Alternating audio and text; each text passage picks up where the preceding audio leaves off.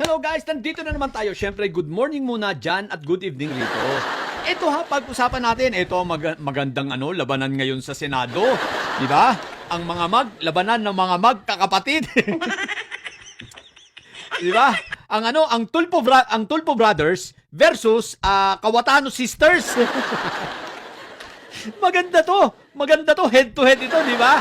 O, di ba? Yung dalawang mag-utol na na maton itong mga Tulfo Brothers at syempre ang dalawang mga nagdadalaga muli na magkapatid, ang dalawang tita na si Chupetra at syempre si Pia Madamdamin.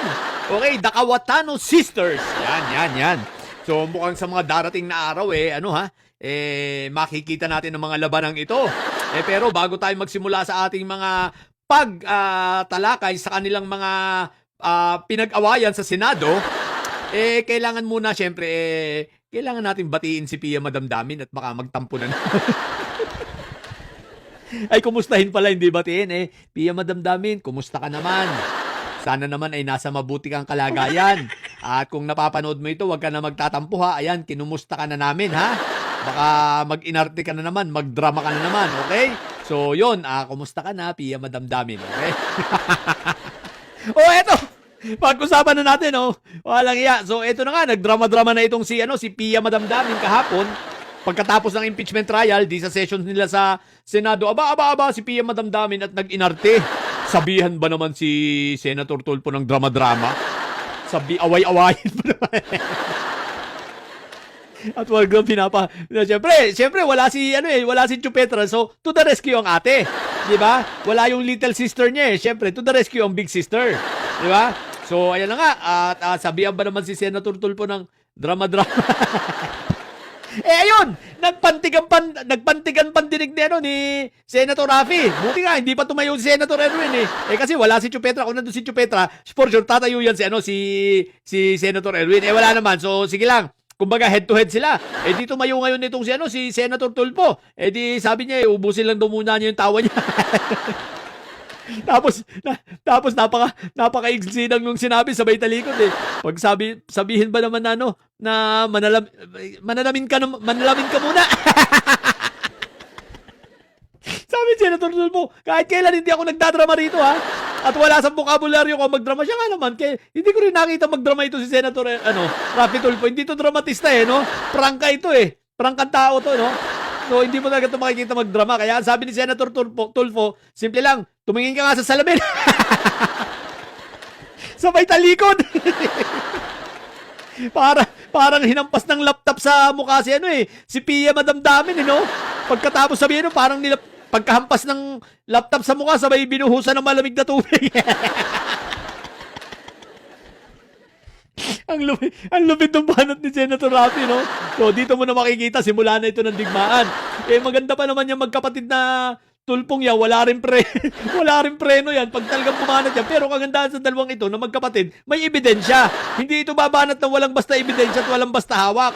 Wala rin itong tibay. Walang preno itong mga to. Di ba? Tsaka hindi, itong dalawang magkapatid na kawatanong ito, subukan ninyo ngayon, matutulpo kayo ngayon. Matutulpo kayo ngayon. Akala nyo yung pamangyan subukan nyo hindi pa dyan sasawsaw si Montulpo. Mas malupit pag sumawsaw na si Bitag. Malamang-lamang. Hindi lang yung mga natagpo ang kalukuhan yung dalawang magkapatid na kawatano sa tagig mahayag hindi lang yung kay Senator Ping ng mga nahalukay. Malamang-lamang may mahalukay pa yan. Subukan nyo naman si Bitag. Kaya guys, ito ay kaabang-abang sa mga darating na araw. So nagsisimula pa lang yan Hindi pa yan nag-iinit. Di ba? Pag dumating na dyan, pumasok na uli si Chupetra at magsali-salita yan, yari na naman yan. Supalpal yan kay Senator Erwin sigurado. Tapos babanat na naman si Pia Madamdamin. Sigurado, may sagot dyan si Pia Madamdamin sa manalamin ka muna. Abangan natin kung ano ang isasagot niya dyan. Diba? So ito ay maganda at ito ay pampasigla. At magandang halimbawa ng demokrasya sa ating bansa. 'Di ba? Na at least 'di ba? Akala nito mga kawatano, magkapatid na bobo walang papalag sa kanila. Akala nyo lang yon, di ba? Oh, tulpo pa kaya nga tulpo di ba? Pag ipinatulpo kayo ng tulpo, yari talaga kayo. O, Pia, madamdami na, manalamin ka daw. Tsaka pag haharap ka naman sa Senado, pwede ba mag-ayos-ayos ka? Hindi yung itsura mo, dugyot. Lagyan to, daming pera, dugyot ang itsura, hindi man lang nagsusuklay ng buhok. Walang ka, walang kadating-dating, walang kalutoy-latoy, no? Halatang stress na Huwag ka mag-alala, Pia, madamdamin, makukulong ka. Mga ilang panahon pakulungan rin babagsakan mo. Kaya tama yan, manggulo ka lang na manginis ka lang na manginis. Ang problema, yung iniinis mo, hindi naiinis. Bagkos, bumabalik sa inyo, at pag bumalik sa inyo, kayo ang inis na inis. Di ba? Ay, teka, nailive na ba yan? Nailive na ba yung guys niya, ni Chupetra? Mukhang, malamang-lamang. Alam nyo naman si Chupetra Pag inaatake sila, diretso sa live. Diretso sa live selling yun Di ba? Chupetra pa.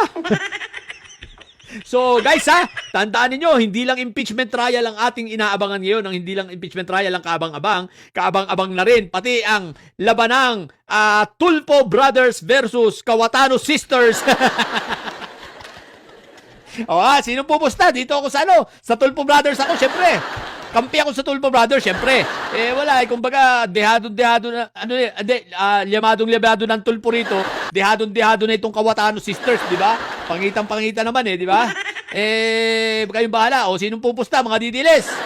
Dito ako sa Tulfo Brothers. Tingnan natin parang wrestling lang ito, tag team.